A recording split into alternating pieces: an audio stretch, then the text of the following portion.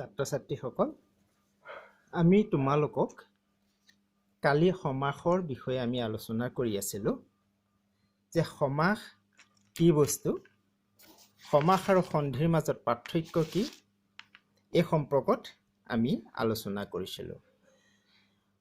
এতিয়া আমি কম যে সমাস কেই প্ৰকাৰ সমাস 6 প্ৰকাৰ 6 প্ৰকাৰ সমাস তোমালোকে চোৱা দ্বন্দ্ব সমাস দ্বিগু সমাস কৰ্মধাৰয় সমাস বহুব্ৰীহি সমাস তৎপুৰুষ সমাস আৰু অব্যয়ীভাৱ সমাস এই ছটাক আমি সমাস বুলি কওঁ আমি চমুকৈ দ দি ক ব ত অ দ দি ক ব ত অ অৰ্থাৎ দ মানে দ্বন্দ্ব সমাস দি মানে দ্বিগু সমাস ক মানে কৰ্মধাৰয় সমাস ব মানে বহুব্ৰীহি সমাস আৰু ত মানে তৎপুৰুষ সমাস অ মানে অব্যয়ীভাৱ সমাস এইকেইটাক আমি এই ছটাক আমি সমাস বুলি কওঁ এই ছটা সমাসক আকৌ আমি ভাগ কৰিম যে প্ৰথম আমি দ্বন্দ্ব সমাসটো চাওঁ যে দ্বন্দ্ব সমাস কাক বোলে যে যি সমাসত দুটা বা ততোধিক পদৰ মিলন হয় আৰু প্ৰত্যেকটো শব্দৰে অৰ্থ সম্পূৰ্ণৰূপে থাকে সেই সমাসক দ্বন্দ্ব সমাস বোলে বা দ্বন্দ্ব সমাস বোলা হয় এই দ্বন্দ্ব সমাসক আকৌ আমি তিনিটা ভাগ কৰোঁ যে ইতৰেতৰ দ্বন্দ্ব সমাস সমাহাৰ দ্বন্দ্ব সমাস আৰু একশেষ দ্বন্দ্ব সমাস তোমালোকে দেখিছা যে ইতৰেতৰ দ্বন্দ্ব সমাস সমাহাৰ দ্বন্দ্ব সমাস আৰু একশেষ দ্বন্দ্ব সমাস এতিয়া ইতৰেতৰ দ্বন্দ্ব সমাস কাক কয় যে যি দ্বন্দ্ব সমাসত প্ৰত্যেকটো ব্যস্ত পদৰে অৰ্থ থাকে তাকে ইতৰেতৰ দ্বন্দ্ব সমাস বোলা হয়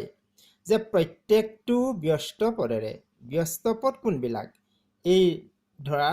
আমি ক'লো লব আৰু কুশ লবটো এটা ব্যস্ত পদৰ অৰ্থ আছে লব মানে কোন আমি এজন ল'ৰাক বুজিলোঁ কুশ মানে কোন আমি এজন ল'ৰাক বুজিলোঁ এই দুইটা ব্যস্ত পদৰে আমাৰ এটা নিৰ্দিষ্ট অৰ্থ আছে লব বুলি ক'লে আমি বেলেগক বুজিম কুশ বুলি ক'লে আমি বেলেগক বুজিম একেটাক নুবুজো আৰু এই লব কুশ শব্দৰ মাজত এটা কি আছে সংযোজক অব্যয় আহিব কি হ'ব আৰু এই যে লব আৰু কুশ আৰু সমান হ'ব লবকুশ আমি কম লবকুশ গতিকে এই লবকুশটো হ'ব আমাৰ এটা সমাস পদ আৰু লব আৰু কুশ কালি আমি পঢ়িছিলোঁ বিশ্লেষণাত্মক পদ অৰ্থাৎ ব্যাস বাক্য এইটোক আমি ব্যাস বাক্য বুলি ক'ম আৰু এইটোক ক'ম আমি লব কুশ মনত ৰাখিবা এইটো আমাৰ কি হ'ব ব্যাস বাক্য আৰু এইটো হ'ব আমাৰ ব্যস্ত পদ বা সমস্ত